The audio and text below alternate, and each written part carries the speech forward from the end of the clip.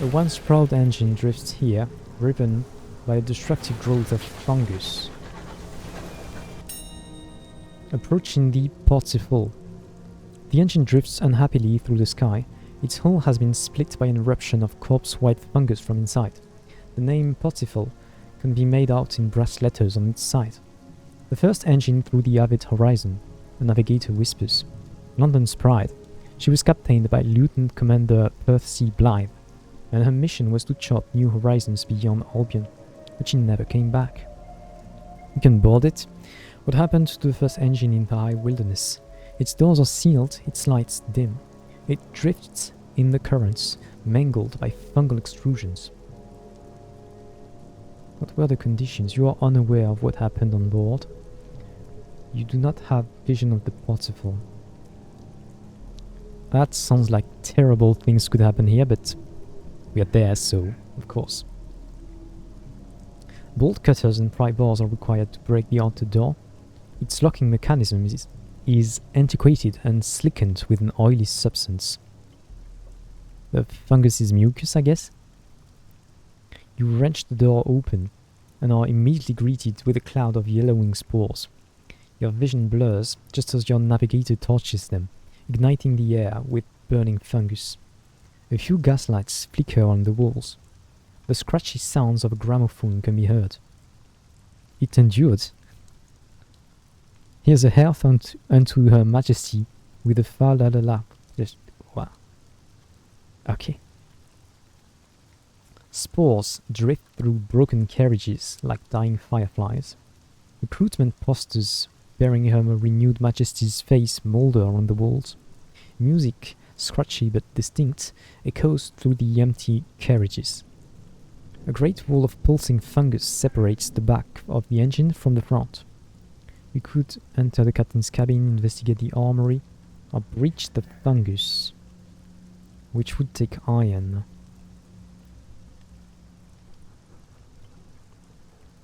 Let's first see stuff. What about the captain's cabin? In the first designs for London's engines, the captain always roomed towards the back of the train for their protection. Plush seats surround the decaying paper map, placed on a mahogany table. Drinks, some floating with mildew, have been poured in glasses around the table. Maps hang from sprouting fronds like peeling wallpaper. Spores float gently through the room. Logbooks lie scattered about the table. None date from after 1897. The engine's destination was to be Traitor's Wood. The last entry records a stop at Hyberus, which they named High Brazil. Something was brought on board. Okay, so first of all, that explains the fungus on board, but second of all, how do you end up here, going from Hyberus to Traitor's Wood? Do I have access to the map right now? Yes, I do. Here's Hyberus. Here are the woods. We are there. Something terrible must have happened. The captain's bunk has collapsed in a pile of rotten wood and infected bed sheets, wet with fungal growths.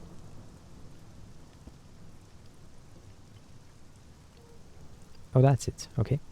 Investigate the armory. An explorer engine like the Parzifal would have been stocked for all eventualities.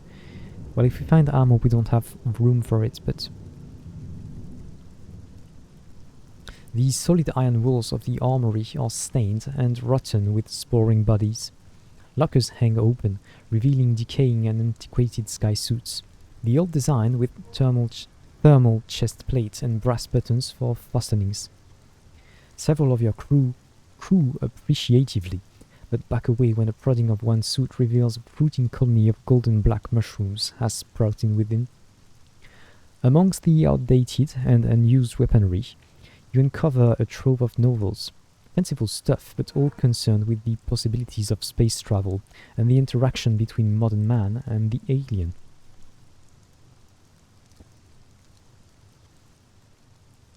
Do we risk that? I guess we do. That's a failure. Shivering spasms of festering fungus separate the front of the train from the rest. The only way forward is through. Sabers serve to hack away the plump, bulging intrusions. It peels away like flesh carved from a roasted pig. The smell is considerably worse, however. The work is slow going. These twitching sheaths of fungus are of enormous size and depth. An American stalker remembers the redwood trees of his youth. Eventually, enough of a path is cleared to allow you to progress. It's a tight squeeze between the walls of livid flesh, allowing you to see the bulges within up close. Bulges the same shape and size as you. And then you are through. Okay, so we did go through, we just took terror in the process. The front of the engine is even more infected with sprouting mushrooms and sporing fungal growths. The engine room lies ahead, seemingly the source of the persistent movement. Before that, however, is a haze of spores rendering the corridor ahead entirely noxious. I notice we do not have a way back. That's concerning. We can explore the crew cabins. In locomotives as old as this, the crew were always assigned bunks near the engine room. The sounds of the gramophone are louder here. Battered metal and tormented wood paneling comprise the confines in which the crew dwelt. Chubby toadstools, rounded pastries, dot the cramped bunk beds. Mementos of home are scattered about the fruiting debris. Slim volumes of Arnold and Blake, vials of honey, and engravings of simple domestic scenes can be found under every bunk. You also uncover a little tally chart on a folded up bit of paper. It seems the crew were organizing a whip round for their commander's retirement present. They'd settled on a plot of land on Port Prosper.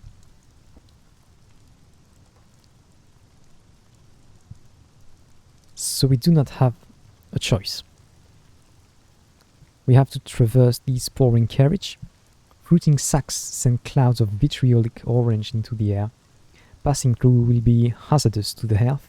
The engine room is just beyond. It's a failure again. Hopefully we just get some terror. We lose crew. Well, that's actually a preferable outcome. You go alone. Your crew disappear behind you, lost in a haze of orange and gold.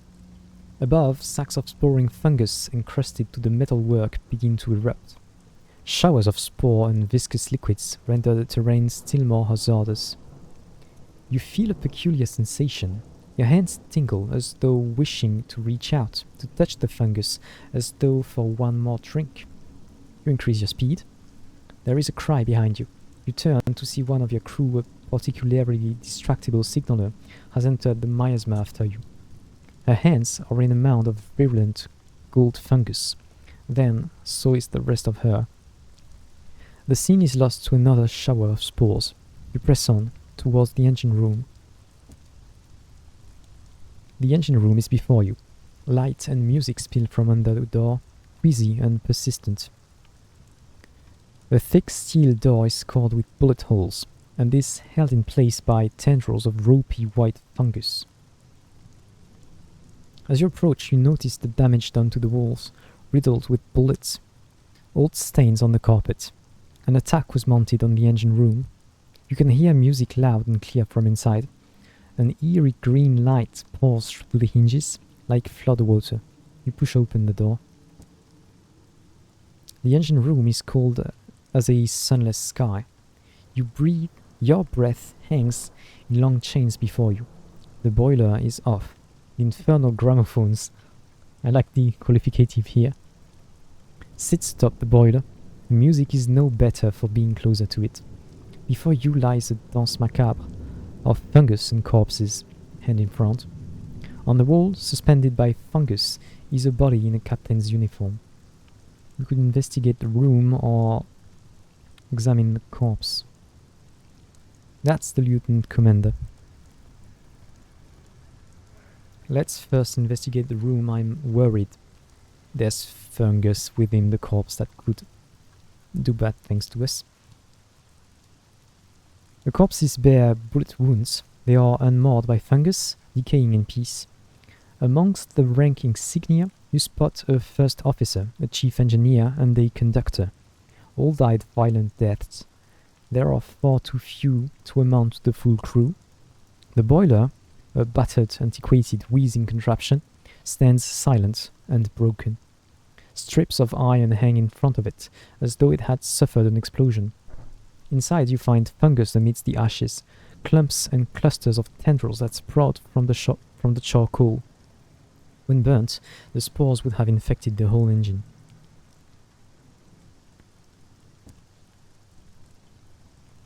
Okay.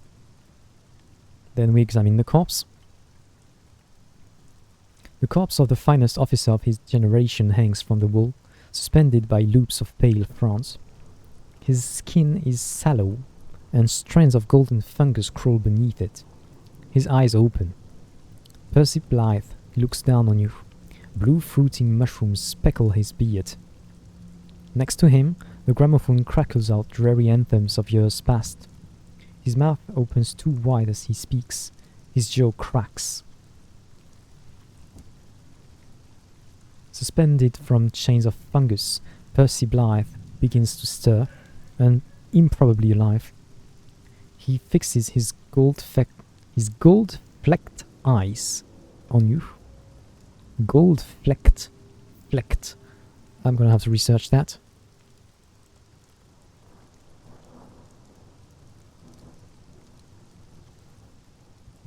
Flecked. Okay, so there are small dots everywhere of that. Okay. As his mouth begins to move as though wanting to speak. So we listen to him. He groans. His mouth opens impossibly wide, and a cloud of yellow spores emerge. I am all that's left. An oily liquid begins to drip from his left eye. I am a child of the grave garden. The voice alters, becoming more clipped, more static, like that of the voices on the gramophone. I am Lieutenant Commander Percy Blythe, captain of the Parzifal. My task was to explore the wilderness and return home with new discoveries. He groans as though weeping. I am all that remains. I want to go home.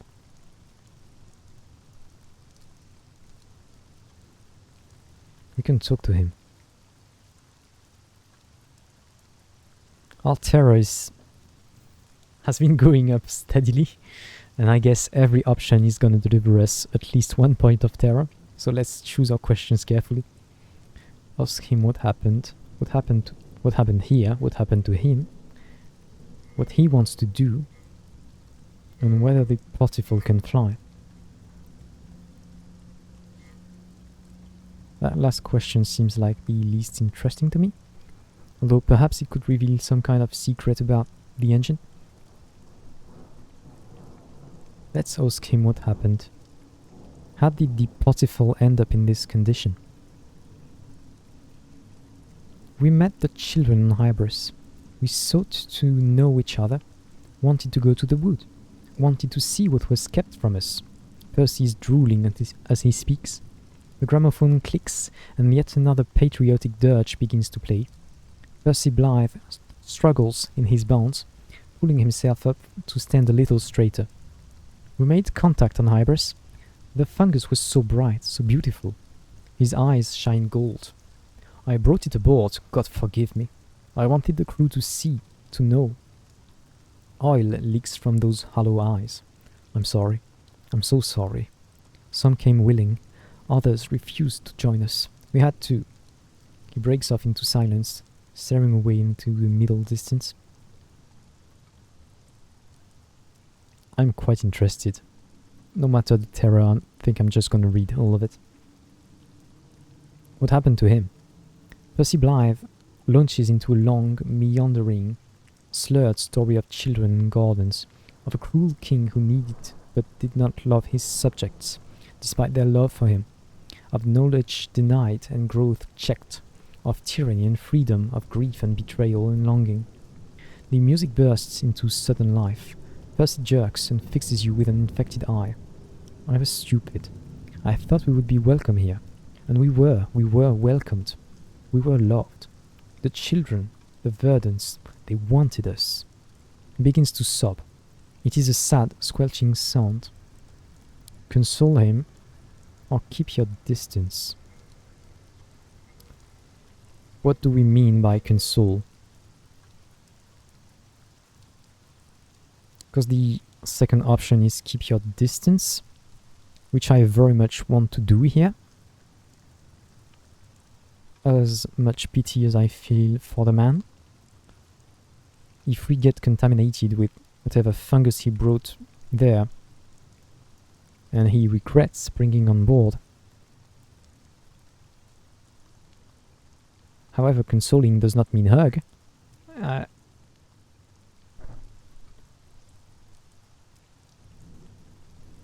If it's just words, I would like this option to be a bit more clear. I guess I will try it, but that sounds... whatever. You approach gingerly, fishing for a handkerchief in your pocket. No, that's not what I wanted to do. Reaching up, you begin to dab at the oily tears that scar the Lieutenant Commander's face. Beneath the grime, you can see Percy's flesh is remarkably well preserved, save for the vibrant tendrils of golden fungus running beneath the skin. Thank you, he whispers. Okay. Well, that's fine. What does he want now? So he wants to go home. Lieutenant Commander Percy Blythe lets out a low moan and slumps forward. The chains of fungus adjust to accommodate this despair. Home, he slurs, like a drunk man demanding another drink. On Hybris. Okay. Mother spawed us there. She set out her children across the stars to learn. The Traitor's Wood. We were forbidden from entering there, but now its king is dead. But this craft failed before we could arrive. The body jerks as though shocked. Percy's face rises to face you. London, he rasps. London.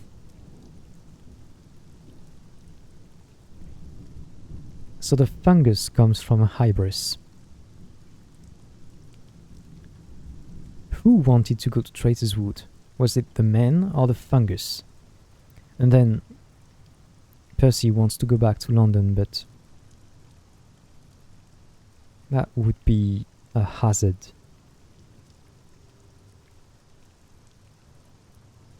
Okay. Can the Parzifal still fly? No. No shit. The Lieutenant Commander hisses, his eyes rolling in his head. Sabotage, mutiny, ignorance, no fuel. The children too greedy, spread too fast, like fire. The engine is broken, the crew all gone. I am alone. His head lolls, as though his neck were broken. Okay, well, time to decide his fate then. Lieutenant Commander Percy Blythe, decorated hero of London's forces, first captain through the avid horizon, gazes at you, slack-jawed and unseeing. Please, he rasps. Take me home. I've finished this. He twitches. We just wanted to know what was kept from us in Traitor's Wood. Why did our king not love his children? The king...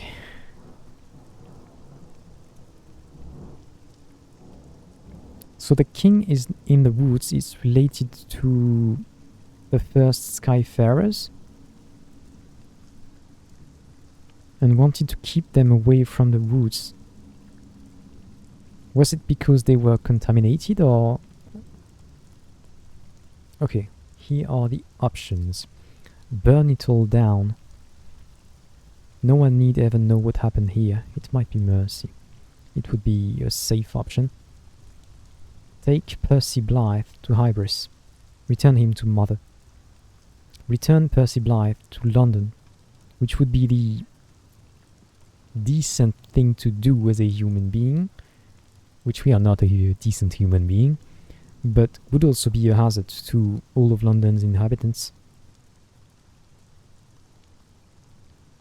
Although it could be a goal, it would have to be worked on. Take Percy Blythe to Traitor's Wood. Let him complete his last mission. I am quite curious about what's happening in Traitor's Wood. So that could be a way forward. We have another way forward. But I'm also worried that this could destroy whatever is in Traitor's Wood. because the fungus, well, either the fungus or the men were not welcome there. I'm quite interested in the mysteries behind it, and I think the most mysterious path is this one, which is why I'm gonna choose it. If not for this one, I would have, I guess, taken that one. If my character in there was a decent person, I definitely would have tried to return him to London, after making sure it won't contaminate others. If I was a coward, I would burn it all down. A coward or a purist, I guess. Which, if you think about it, have a relation. Anyway, let's take him to Trader's Wood. What? Okay. I am not used to playing games on the Epic Games Store, which is where I got this game. I guess that was an achievement. The remnant of Percy Blythe does not appear to register your response. His head bobs with the tilting of the locomotive. You begin cutting the body down. It is a task only made more difficult by the discovery that most of the forewall is, in fact, a rubbery sort of mushroom, whose weak yellow flesh is entirely embedded in Blythe's back. You are forced to cut down a whole section of the wall, exploding the metal shell of the Parzifal, and carry Blythe out upon it. On board your engine, he mutters and twitches, as though diminished by the separation. You leave the Parzifal drifting alone in the sky.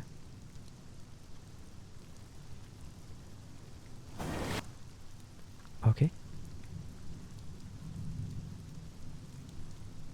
So my mission was to go to nature reserve and then Port Prosper. However, I've got that fungus contaminated guy on board, and I don't want that to last. There's another consideration. Our terror has gotten quite high, and that's the place where we can clear the terror. Although we can do something for that in Port Haven and in the circus. So we could go to Somerset Camp, reduce terror here, maybe there, and then hit New Winchester and carry on with our quest to the nature reserve and this place. Alternatively, we could carry on like nothing happened. But actually we'd have to go all the way around and back to Titania for that. Okay, no. I guess we are going to Trader's Wood now. Okay then. We can't approach it anymore.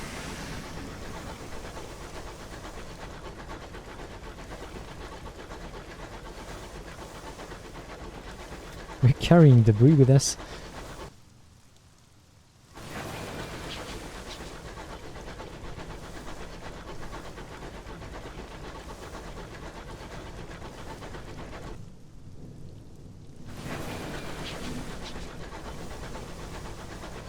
What's that? An explorer. Any distance? No, no, no.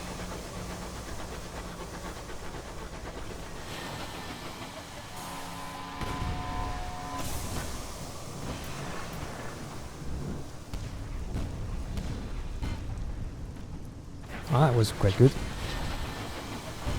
Please die. Okay.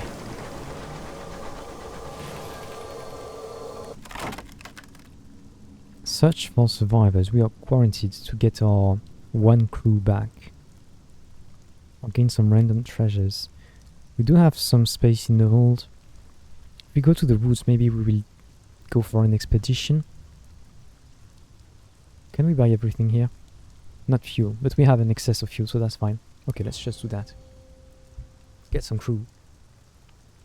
Gain a crew member at the cost of terror. Oh, let's read that.